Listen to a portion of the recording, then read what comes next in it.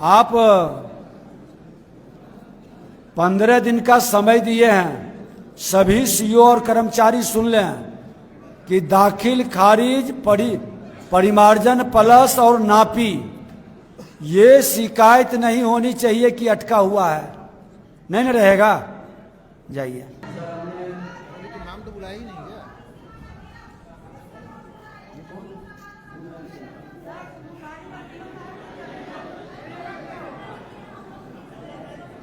क्या है?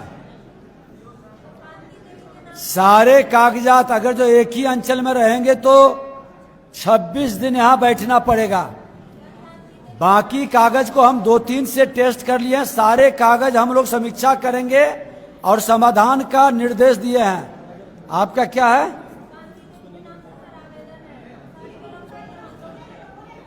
कहाँ फाइल है?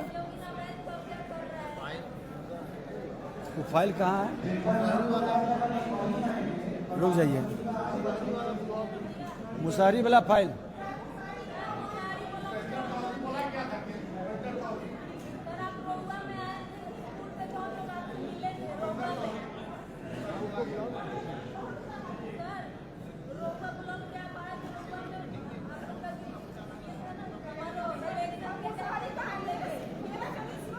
मुसारी का फाइल सबसे मोटा।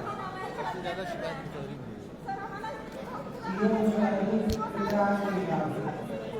आइए, आप बैठ जाइए। आप आइए, आइए आइए ऊपर। लेकिन जिसको बुलाएंगे वही आएंगे। आप बैठ जाइए 1 मिनट।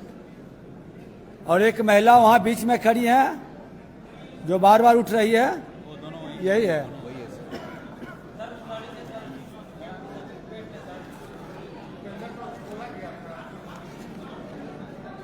सबसे ज्यादा मुसहरी का एक रमेश कुमार मुसहरी। क्या है मामला? पहले अकबकाई हर बार आइए ना, माइक लीजिए, स्थिर से बोलिए और रोने की व्यवस्था मत बनाइए। क्यों रोने की व्यवस्था बना रहे हैं?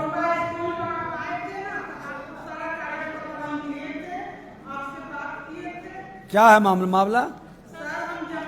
कितना नंबर है रजिस्ट्रेशन? कितना नंबर है? इनका नंबर है 3175 है आवेदन नंबर सर। 3175 3175। सर इनका मामला क्या है? बताइए। क्या है विषय, क्या है?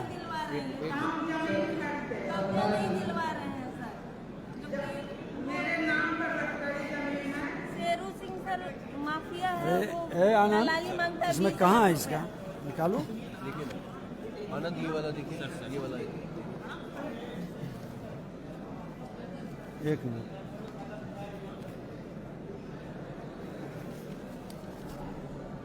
रजिस्ट्रेशन करने वाले जो रजिस्ट्रेशन फॉर्म पर लिखते हैं तो ऊपर में अंक भी दीजिए। क्या है? कब्जा दिलाने के लिए कर्मचारी कौन है इनके जगह का?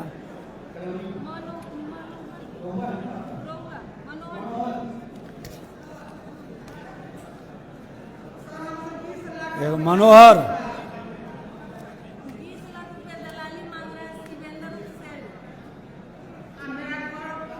एक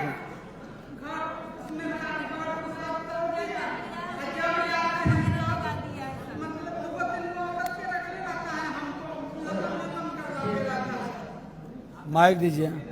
आप जान रहे हैं इनका मामला? पीछे खड़ा हो जाइए। क्या है मामला?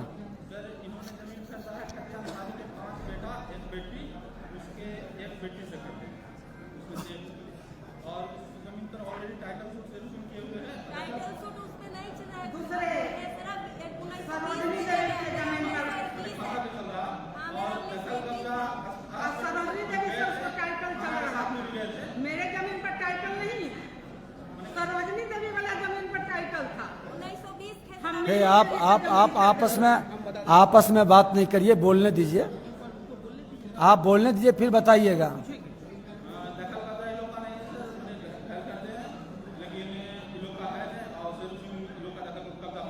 ये घर खरीदे हैं वो सही है?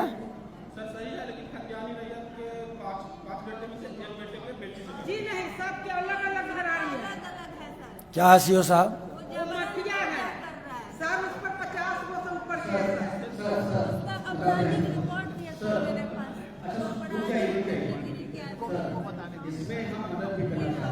एक मिनट, हम इसकी मदद भी करना चाहते हैं, लेकिन हमारे के हाथ बढ़ जा रहे हैं। क्या हुआ क्या, इन्होंने जरूरी नहीं था, जो बेचने वाला था उसका पूरा बंटवारा नहीं हुआ उस हिसाब से, मतलब बंटवारा नहीं हुआ, उसने बेच दिया जमीन को, इनको फंसा दिया, इससे पैसा ले लिया हुआ। और ये बेचारी हमारे पास नहीं आई, हमने उसको नोटिस भी किया थाना से, वो एक दिन नाम में आया, उसके बाद नहीं आया। उसके बाद वो कैसे करके वो अलग चीज है, लेकिन उससे वो दखल कर दिया है। अब ये कह रहे हैं कि हमको दखल कब्जा करा दिए उस भूमि पर, जिसमें अगर सर हम लोग को पावर नहीं कि बंटवारा वाला जमीन, मतलब अगर उसके नाम से जो बेचा था उसके नाम से मतलब देख लेते, हमसे इनको बोला कि जो बेचा है उसको बोले कि दखल कब्जा कराया, आपको पैसा तो बोली उसको कैंसिल हो गया, सारा पैसा खर्च कर दिया, इनको बेवकूफ बना के वो आदमी बेच दिया और इनको फंसा दिया। जी नहीं, आज भी उसको कैंसर हुआ ये है। वाकई में पीड़ित है सर, ये वाकई में पीड़ित है। इन्होंने पैसा दिया, लेकिन उस आदमी ने इनको दखल नहीं कराया, और फिर वो मान लिया हमने बेचा है जमीन को, तो हमारी जिम्मेदारी बनती है उसको तो जमीन पर कब्जा किसका है? सेव सिंह का है, सेव सिंह का। नहीं, वो रात में कब्जा करता है, रात में काम करता है, और दिन में जब हम जाते हैं तो आप इसको एक बार- कभी हम 112 के लेके गए तो रुकवा देते हैं। एसडीओ हैं क्या? साहब को भी हम लोगों ने आवेदन दिया था। एसडीओ हैं वहाँ के? सर हम लाचार हैं, हम अबला हैं, हम बेटा नहीं है, हम मुस्लिम हैं सर, बहुत पेट काट काट के हम पैसा जमा करके जमीन कर दे, और उस पर शेरू सिंह के कोई हक नहीं है, सबके अलग अलग घर मकान है। तो आपको जमीन जब बेचा तो जमीन का दखल कब्जा दिलाया था? हाँ, उस पर हम जाते थे आते थे, लेकिन कमाने खाने के लिए हम लोग शहर में रह रहे थे। रात की ताला तोड़ के कैमरा लगा लिया वो अपना, और कह रहा है कि मेरा है मेरा है। हम मिसकाट में रहते उसका थे। बाबा का खतियानी था, इसलिए तो एक बेटा क्या होगा डीएम साहब बताइए? 5 बेटा होता है तो पांचों का नाम होगा, हो जाएगा किसी सर। एक का हक हो जाएगा। हो जाएगा सर। दोनों पक्ष को बुलवाते हैं सर, और उन्होंने फिर एसपी कराया है, अगर वो नहीं मानेगा तो करेगा तो कराया। ठीक, सुन लिया ना?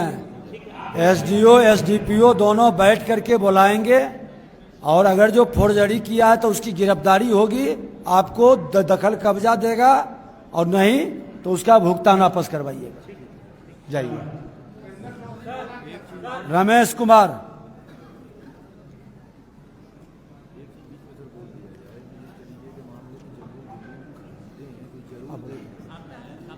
एक हमारे सेक्रेटरी साहब बता रहे हैं, थोड़ा आप लोग भी ध्यान रखिए, ध्यान से सुनिए। अभी जो मुखर्जी का मामला आया, ऐसे पूरे राज्य में बहुत सारे मामले हैं जहां लोग आवेदन दे रहे हैं कि हमने जमीन खरीदी लेकिन दखल कब्जा नहीं हो पाया। विभाग की तरफ से हम लोग बार बार अपील करते हैं कि कोई भी जमीन रजिस्ट्री के वाला कराने से पहले कृपा करके ये जरूर देखें कि बेचने वाले का नाम जमीन के रिकॉर्ड में है कि नहीं, उसके नाम से जमाबंदी है कि नहीं। अगर नहीं, तब पहले उससे आप ये कहिए कि भाई तुम पहले अपना नाम करवाओ जमीन के कागज पर, तब हम तुमसे खरीदेंगे। ऐसा नहीं कि किसी के बाबा और बाबा के नाम से जमाबंदी चल रही है, उसके किसी एक वंशज से आपने खरीद लिया और फिर अगले दिन से दखल कब्जा का प्रॉब्लम हुआ, विधि व्यवस्था की दिक्कत हुई। ये सभी लोगों से रिक्वेस्ट होगा, खरीदने से पहले जरूर ये तहकीकात कर लें कि वो जमीन किसके नाम पे है, बेचने वाले के नाम पे अगर नहीं है तो फिर आप एक जमीन नहीं जमीन विवाद खरीदेंगे तो उनको बात है। चले बताइए आप। अब आपका हो गया तो बैठ जाइए या निकल जाइए, खड़ा मत रहिए। बताइए माइक।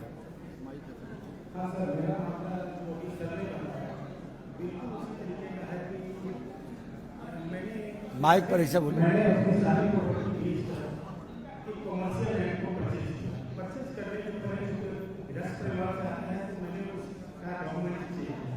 डॉक्यूमेंट चेक करने का तरीका है कि उनका जमीन कहाँ से आया, फिर किसका था, उनका उस समय म्यूनिसिपल कॉर्पोरेशन हुआ करता था, उस समय उसका नाम दर्ज था कि नहीं था, उसके बाद बिहार सरकार हुआ क्या है,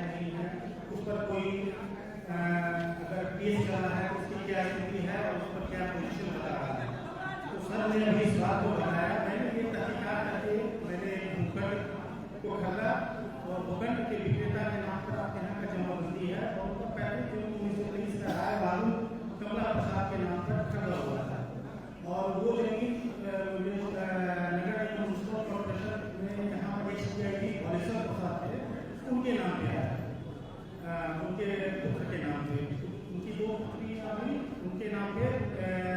चूंकि उसमें 1966 में नॉर्डिन का केस हुआ था तो उसका रजिस्ट्रेशन उनके पुत्री के नाम पे हुआ। मैंने वो सारा डॉक्यूमेंट देकर मैंने परचेज किया, परचेज करने के बाद मैंने रजिस्ट्रेशन अप्लाई की, उसके बाद मैंने शॉर्ट में बताइए ना, इतना लंबा कहानी नहीं। आगे का जितना भी खेल है उनसे पूछ सकते हैं और विधिवत अगर चाहते हैं कि सबको दिखाना तो स्क्रीन पर इनसे पूछेंगे और मैं विभाग को आंख भी खोलूंगा कि ये लोग कैसे करते हैं। बताइए, सर इनका मतलब बैठाइए उनको। सर इनका मामला राकेश भाई से जुड़ा था और इसमें दोनों पक्ष की सुनवाई की थी। मेरे चक्कर पे ये थे और दोनों पक्ष समाप्त करने के लिए आगे हो गए थे और उसमें सर महान जमीन है वो कलामबाग चौक पे है सर, उनका दखल कब्जा नहीं है, गवर्नमेंट से बोलना हुआ दखल कब्जा नहीं है। वो माफियाओं से वो भी नहीं सुनिए, आप बिल्कुल ले लेना, आप तो करिएगा उनको सबका सुनिए पहले। लेकिन आप देखिए कितना हम पे दबाव है सर, हर तरह का दबाव है। अगर हम मजबूत नहीं होते, मेरे अगर उन्होंने रिजल्ट देना शुरू किया तो हम इनको चैनल में उठा के रिजल्ट दिए। मामला क्या है? दाखिल खारिज।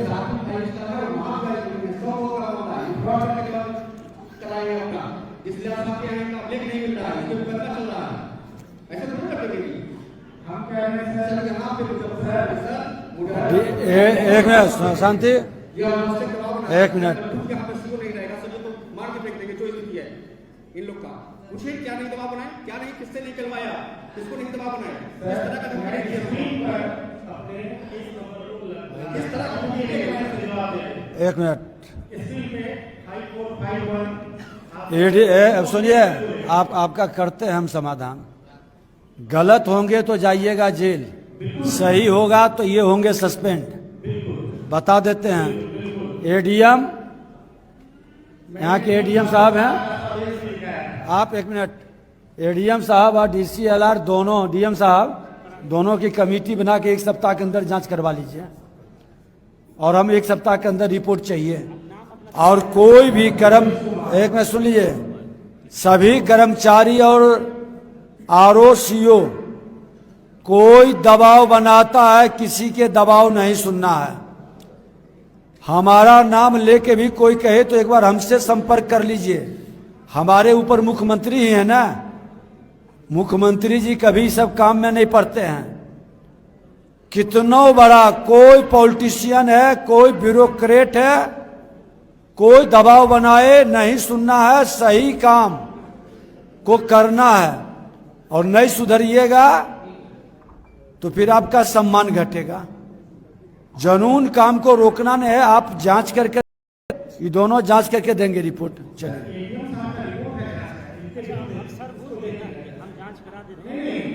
एडीएम देखे थे रिपोर्ट, एडीएम का रिपोर्ट है। इसमें जो फैक्ट इन्होंने दिया है सीओ साहब, इसमें इन्होंने ये कहा है कि इन्होंने नामांतरण के लिए एप्लीकेशन दिया। नामांतरण के एप्लीकेशन के बाद जब कर्मचारी की रिपोर्ट आई तो कर्मचारी ने जानबूझकर उसने इस चीज का उल्लेख नहीं किया कि जो विक्रेता है उसी के नाम से दखल कब्जा के आधार पर रसीद कट रही है।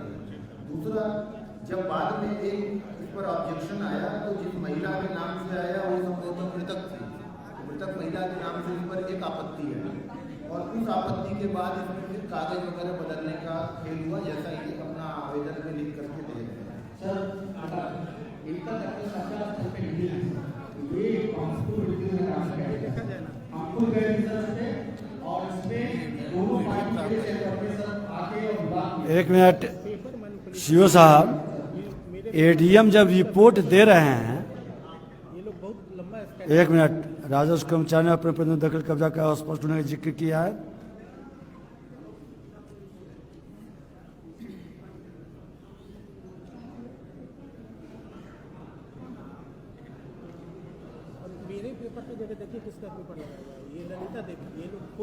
अब एडीएम आपके बारे में क्या रिपोर्ट, एक मिनट सुनिए, एडीएम आपके बारे में आवेदक के आवेदन तथा उपलब्ध कराए गए साक्ष्य के अवलोकन से यह स्पष्ट है कि आवेदक के दाखिल खारिज वाद के निष्पादन में अंचल अधिकारी मुसहरी के द्वारा दाखिल खारिज नियमावली का पालन नहीं किया गया। एक मिनट एडीएम साहब, दीजिए माइक दीजिए, लाइए इधर, बताइए एडीएम साहब। सर इस मामले में टाइटल सूट पेंडिंग है सर। दाखिल खारिज नियमावली के बारे में सर यही कहा था कि ये टाइटल सूट का एक्सपोजर हुआ और क्लियर करके क्या है इसी से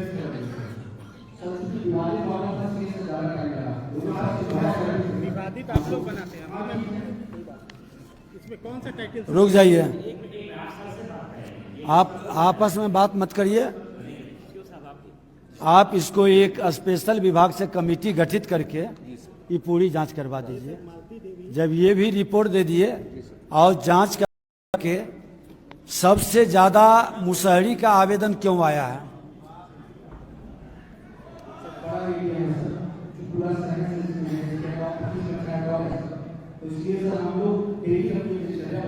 नगर एरिया है, पूरा शहरी क्षेत्र इनके अंदर, शहरी क्षेत्र आपके अंदर है, इसीलिए सबसे बड़ा एरिया है। एक है, ठीक है, चलिए एक कमेटी गठित करके आपकी जांच करवा देंगे। इसके बाद मैं अभी तक इतना रेवेन्यू दिया हूँ, मैंने डीसीएलआर के यहाँ अपील किया, अभी तक उस पर कुछ नहीं हो रहा है। मैंने मेरे आवेदन में सब लिखा हुआ है, उस पर कितना दिन पहले डीसीएलआर को दिए हैं? 9वां महीना में दिया। डीसीएलआर कंप्लेन कराते हैं। कहाँ है? डीसीएलआर 75 दिन का टाइम है सर। 9वां महीना में दिए तो 75 दिन का टाइम है, अभी करेंगे। तक नोटिस नहीं इशू हुआ है। क्या उल्टे ये लोग कंप्लेन कराते हैं उस पर। क्या है इनका जानकारी है? कंप्लेन कराता है।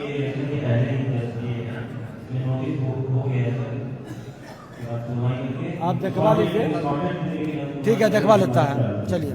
इसमें एक चीज और बता दे रहे हैं सभी अंचल अधिकारी आलोक को, कई बार ऐसा होता है कि अप्लाई जब कोई आवेदन करता है नॉमिनेशन का तो उस तिथि के बाद कोई आदमी जा करके उसमें एक टाइटल सूट क्रिएट कर देता है और उसके आधार पर उस मामले को फंसा देता है। इस चीज को आप लोग यहाँ गंभीरता से देखिए कि ऐसा तो नहीं है कि कुछ ऐसे मामले हैं जिसमें टाइटल सूट के नाम पर अनावश्यक उस मामले को उलझाया जा रहा है। इसको आप इस बात को जरूर कंसीडर करिएगा कि टाइटल सूट कब दायर हुआ है, वह आवेदन देने के पहले का टाइटल सूट है या आवेदन देने के बाद? सर एक लाइन और है सर एक लाइन और तो कही दिया था। नहीं, मैंने उसमें क्या है कि विक्रेता के नाम से जमाबंदी है, तो मैंने उसमें एप्लीकेशन एडीएम सर को, डीएम सर को, गृह विभाग आपको सबको दिया था, वहाँ से लेटर आया तो एडीएम सर और एसपी साहब को भी मैंने दिया कि हमको उस पर ट्रेसपासर्स हैं, उसे हमको दिया जाए। तो कोई आदमी इसलिए नहीं करते हैं क्योंकि आपका दाखिल खारिज नहीं, तो हम बोलते हैं कि भैया मेरा दाखिल नहीं है, जिनका दाखिल है उनका तो है सेल डीड रजिस्टर्ड, उनके नाम पर नहीं रहता। तो कैंडी इस पर भी कि वहाँ से थाना को गया, थाना बोलते हैं कि नहीं सीओ साहब को जाएगा, सीओ साहब को लेटर जाता है, तो ये चुपचाप बैठ जाते हैं क्योंकि ये तो पूरे रैकेट से, बिहार में एक रैकेट है इसका। इसमें मेरे पेपर को देखें, ये लोग कब्जा भी नहीं दिला। एक बार डीएम साहब दिखाइए, मुजफ्फरपुर की बड़ी बीमारी है और शहरी क्षेत्र में आप दिखवा लेते हैं, ठीक है, एक बार जचवा लीजिए। चलिए आपके कहने से देखेंगे, बैठिए चल के, जिसको बुलाएंगे उसी को देखेंगे। और हमको सभी प्रखंड का 2-2 उदाहरण लेकर के चेक करना है। ये देखा जाएगा जितना आवेदन आया सबको देखेंगे और सबकी हम लोग समीक्षा करेंगे, इसलिए घबराइए। आप बैठिएगा, दूसरे का डिस्टर्ब करिएगा, बैठिए। क्या है बताइए?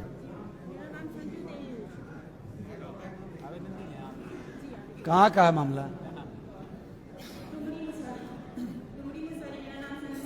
क्या क्या है नंबर?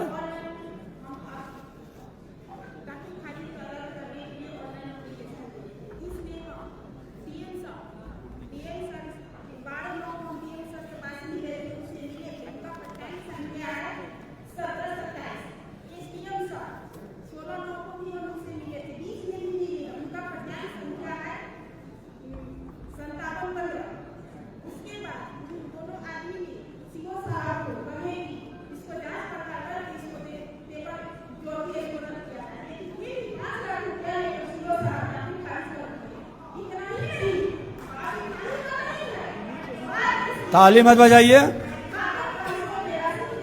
कौन पैसा लिए हैं? आपसे लिए हैं? आप आरोप लगा रहे हैं, कोई प्रमाण है? गलत बयानबाजी, आप बिना प्रमाण के गलत बयानबाजी कतई मत करिए, नहीं तो काम आपका नहीं होगा। आपके पास प्रमाण है तब बताइए, तब तो पदाधिकारी और कर्मचारी काम ही नहीं कर पाएगा। आप बिना प्रमाण, आपका क्या मामला है वो बताइए। यहाँ इतने लोग बैठे हैं, सीईओ साहब 5,000 रुपया ले लिए, तो क्या मंत्री और प्रधान सचिव, डीएम, एसपी सब ले लिया? अरे आरोप, आप काम की बात बताइए ना। एक मिनट सुन लेना दीजिए।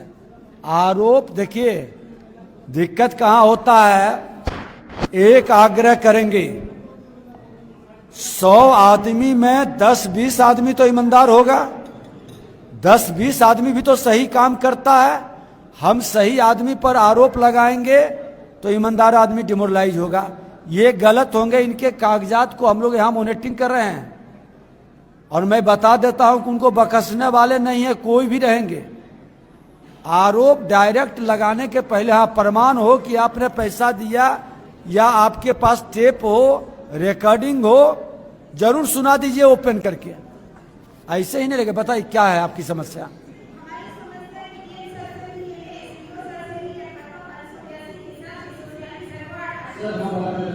अरे सुनो यार,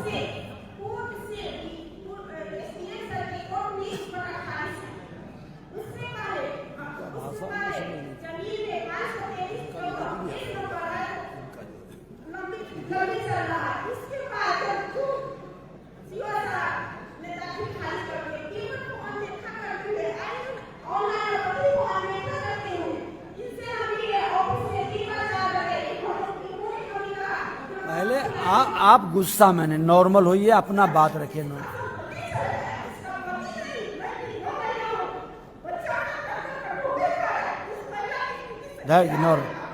देखिए सही बात आपको नहीं समझ बोल रही हैं, पहले अस्थिर से बोलिएगा, हम समझेंगे तब ना जज कुछ बताएंगे। धीरे धीरे बोलिए ना। क्या है आपका? दाखिल खारिज नहीं हुआ है, यही ना है? उनका कहाँ है कागज? आना संजू देवी का रजिस्ट्रेशन देखो।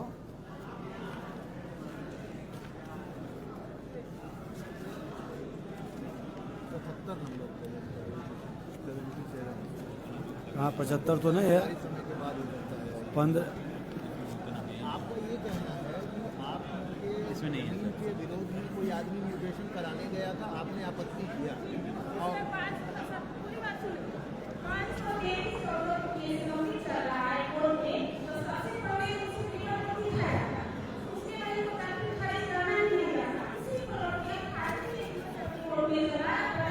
अब ठीक है।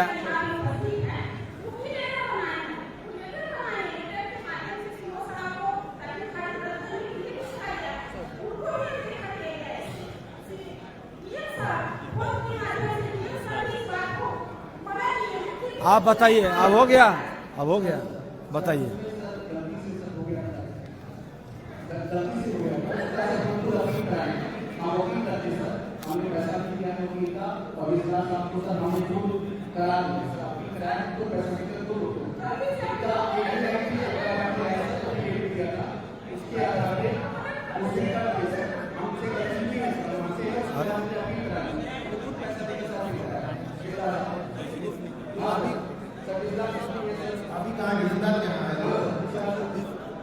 DCLR साहब कहाँ हैं? ये बताइए कि इस केस में अंचल अधिकारी ने वही अपील किया कि हाँ ये गलत तरीके से हुआ, तो इसमें निर्णय लेने में इतना लेट क्यों? तुरंत जल्दी हो जाना चाहिए। 7 तारीख। चलिए 7 तारीख को आपका DCLR के यहाँ मामला गया है, 7 तारीख को निर्णय कर देंगे।